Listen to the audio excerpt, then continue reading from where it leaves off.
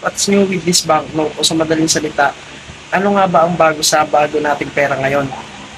Para sa akin, mas pinaganda ito ng ating gobyerno para hindi madaling magaya ng iba o nagdagdag sila ng mga detalye dito upang hindi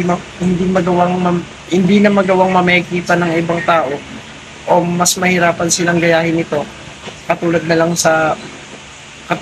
sa bago nating 1,000 ngayon. Bibigyan ko kayo ng example na dinagdag ng ating gobyerno sa bago nating pera ngayon. Halimbawa na lang sa 1,000 bills, meron sila ditong mga dinagdag na idea katulad nung sampagita clear window at yung flying eagle. Ito yung matatagpuan mo sa ulo ng agila bandang kanan na transparent plastic. At yung flying eagle dun to sa bandang kaliwa. The Philippine peso conceptualized from 1983 to 1985 and issued from 1985 to 2013. So sinasabi dito yung what is the new design series of bills. The design is gawa pa rin po siya ng Bangko Sentral. Tapos repair pa rin siya sa Pilipinas yun. Tapos nagagamit pa rin siya sa pang-araw-araw natin. Siyempre yung sa old niya ay yung dating ginagamit natin ay yung sa bago naman sa current ay yung ginagamit natin sa ngayon. Good morning, ma'am. I'm the next reporter, Raider Capili Jr. And this is my topic. Embossed prints. Raised prints that feel true to touch, i.e. the words Republika ng Pilipina and 500 piso. Portrait signatures by respondents on the face of the note. So, ito na lang po yung mapapakita akong example, ma'am, kasi wala akong hawak na 500 ngayon. Bali, dito po siya nakalagay sa taas. Ito po siya yung makikita natin yung Republika ng Pilipinas. Yan po. Dito po siya banda. Kung hawakan niyo po siya, mararamdaman niyo po yung yung letter niya. Yan. Serial number. Ang isang serial number sa isang banknote ay binubuo ng number 1, prefix letter. Ito ay karaniwang isa o dalawang titik sa simula ng serial number na maaaring magpahiwatig ng bansa o nag-issue ng otoridad. Number 2, asymmetric, increasing in size digits. Ito ang mga numerical na digit na sumusunod sa prefix letter. Ang mga ito ay nakaposisyon ng walang simetriko na ang mga nasa kanang sulok sa itaas ay mas malaki. Unti-unting lumalaki ang laki. Idinisenyo ang format na ito para sa seguridad at upang maiwasan ang pamimiki. Gayun din para sa mas madaling pagkilala at pagsubaybay sa mga individual na banknotes. Ang bawat banknotes ay isang seri ay karaniwang may natatanging serial number at ang format na inilalarawan ay nakakatulong sa visual na pagtukoy ng mga wastong tala at pagtukoy ng anumang mga anomalya o peking pagtatangka. Security fibers. A security fibers, red and blue visible fibers embedded on the paper at random and glow into two colors under ultraviolet light. Ang red at blue fibers ay dapat makita sa Philippine peso bill kapag ito'y ginamitan ng ultraviolet or money detector device. Pag fake ang pera ay walang makikitang red and blue fibers pag ginamitan ng ultraviolet light. Watermark. A watermark in money is a security feature used to prevent counterfeiting. It is the recognizable image or pattern embedded within the paper or a banknote. Visible when held up to light, watermark are typically created during the paper manufacturing process by verifying the thickness of the paper in specific areas, resulting in a lighter or darker appearance. Yung watermark daw, ito daw yung parang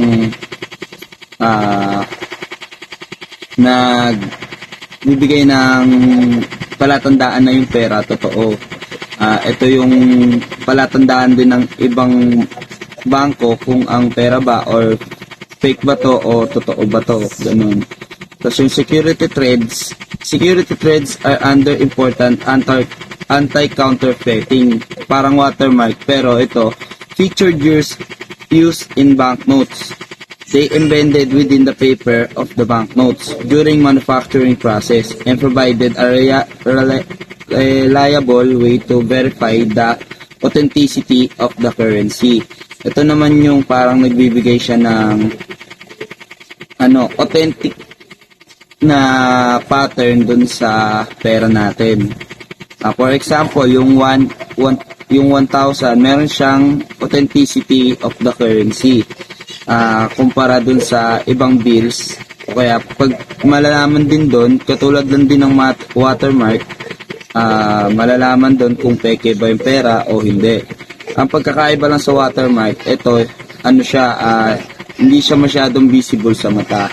Tapos itong security threads, ito yung parang linya na makikita sa 1,000 o kaya 500 na medyo glitter yung kulay niya. Medyo parang mag-glitters. Yun.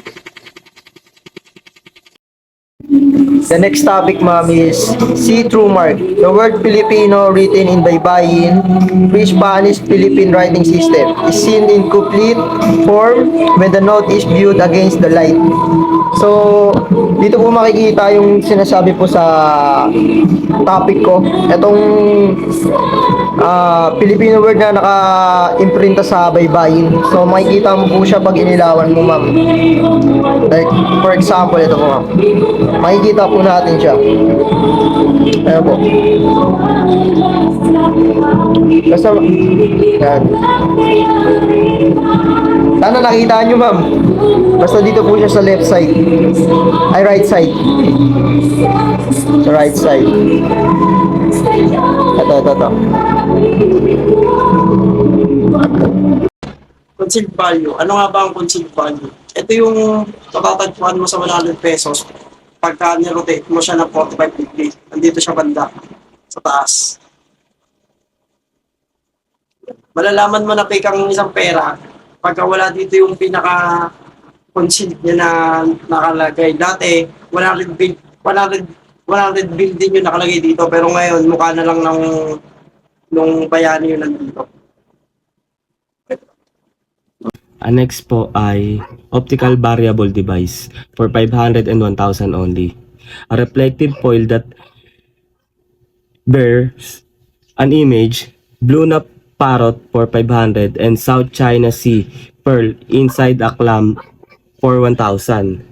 A small BSP logo. The color of the image changes from red to green when the note is rotated 90 degrees. So, ito po example natin is 1,000. Kung makikita nyo po, ito po siya. Yung parang may square siya na transparent, then may bilog. So, kung makikita nyo po, ito, yung kulay niya po, ayan, pag inano po natin siya, change po natin yung angle niya ng 90 degrees, makikita nyo po, nagre-reflect siya from red to green. Ayan po. Then, kung makikita nyo po, ayan, since 1,000 siya, yung South China Sea, tapos yung clam po. Ayan po, hindi lang po masyado makita eh. Then, yung sa 500 bill naman po, yung blue na parrot. Wala lang po ako mapakita ang example, pero ayan po. Ito po siya. Nasa bandang, ano po siya. Kaliwa ba to? Ay, kanan. Kung nakatapat ka sa camera. Ayan po. Optical valuable ink for 1,000 pesos. And both 1,000 denominational value at the lower right corner of the note. Change color from green to blue when viewed at different angles. Ang original na 1,000 pesos o ang tunay na 1,000 ay nakasulat na 1,000 na nasa lower right corner ng Philippine Peso bill ay dapat nagbabago ng kulay. Ang green ay dapat nagiging color blue at ang color blue ay dapat nagiging color red. Dapat vice versa lang kailangan naka-emboss din ito, yung nasasalat at hindi yung parang flat or stamp lang. Ang peke naman ng 1,000 peso bill ay parang ay flat or stamp print at hindi malinaw ang sulat. Hindi mas linaw ang sulat do sa 1,000 peso bill. Malalaman mo tong peke. Engraving. Engraving is a technique where a design or inscription is inserted into a surface, typically metal, wood, or stone. This is often done using a tool called a boring and carve out the design. Engraving can be used for decorative purpose such as creating intricate patterns on jewelry purpose like inscribing text on awards or places. And other that awards or plaques, it's a precise and detailed method or creating permanent design. Letterpress printing is characterized by the sharpness and strength of bite of the type. It produces good reproduction of illustrations on sheet-fed machines. With these two reservations, that screening prevents the reproduction of pure white. And it is not possible to use more than 4 colors without risking a speckled moire pattern. Roll-fed printing still preserves a good sharpness in the text but produce only an acceptable or average photographic illustrations, depending on the quality of paper. And then only in black. Color printing of illustrations on roll-fed rotaries can hardly rise above the mediocre level, even with the use of special rotaries in which the printing groups are drawn as close together as possible.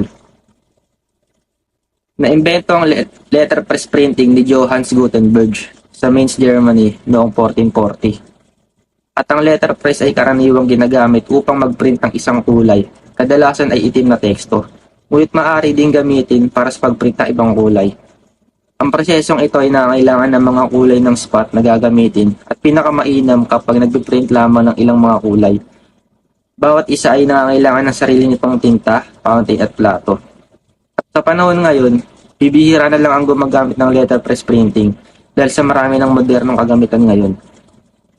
Offset printing is a printing method that involves transferring an ink image from a plate to a rubber blanket and to the printing surface. It is widely used for printing on large quantities of paper such as business cards, brochures, magazines, and newspapers. Offset printing. Ito ay isang klase ng printer na mas pinapadali at mas pinapaganda ang quality ng product. Ito ay kadalasang ginagamit sa paggawa ng magazines, brochures, newspaper, at iba pa. Dahil ang offset printing ay mas marami ang nagagawa at mas mabilis kumpara sa digital printing. Ang offset printing ay may 4 na main colors.